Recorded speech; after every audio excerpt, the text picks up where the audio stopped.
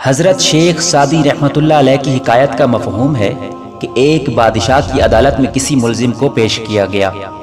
بادشاہ نے اس ملزم کا مقدمہ سننے کے بعد اشارہ کیا کہ اسے قتل کر دیا جائے۔ بادشاہ کے حکم پر جب سپاہی اسے قتل گاہ کی طرف لے جانے لگے تو اس نے بادشاہ کو برا بھلا کہنا شروع کر دیا۔ کسی شخص کے لیے بڑی سے بڑی سزا یہی ہو سکتی ہے کہ اسے قتل کر دیا جائے، اور اب چونکہ اس شخص کو یہ سزا سنائی جا چکی تھی تو اس کے دل میں اب یہ خوف دور ہو گیا تھا کہ بادشاہ ناراض ہو بھی گیا تو اب معافی کہاں ملنی ہے۔ جب بادشاہ نے دیکھا کہ وہ شخص کچھ بول رہا ہے تو بادشاہ نے اپنے وزیر سے پوچھا کہ یہ کیا کہہ رہا ہے۔ بادشاہ کا وزیر بہت نیک دل انسان تھا۔ اس نے سوچا کہ اگر سچ بتایا تو ہو سکتا ہے کہ بادشاہ غصے سے بھڑک جائے اور اس شخص کو قتل کرنے سے پہلے سخت عذاب میں مبتلا کر دے۔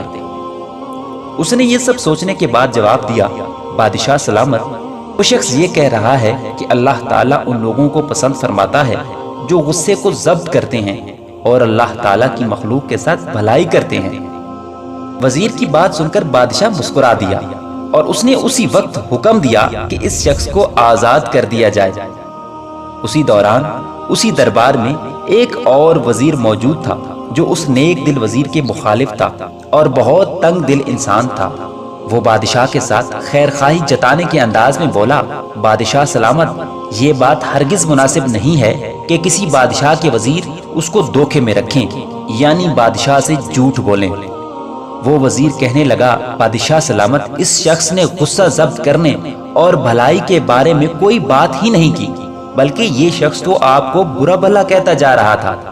وزیر کی بات سن کر نیک دل بادشاہ نے کہا، اے وزیر، تیرے اس سچ سے جس کی بنیاد محض بغض اور حسد ہے، اس سے تیرے بھائی کی غلط بیانی لاکھ درجے بہتر ہے جس کی وجہ سے ایک بے بس کی جان بچ گئی۔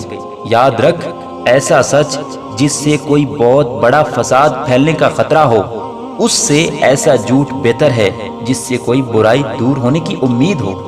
روایت میں ہے کہ اس کے بعد بادشاہ نے اس قیدی کی سزا کو معاف کر دیا، جبکہ اپنے اس وزیر کو جو اپنے ساتھی وزیر کے خلاف دل میں کینہ رکھتا تھا، اس کے لیے موت کا فرمان جاری کر دیا۔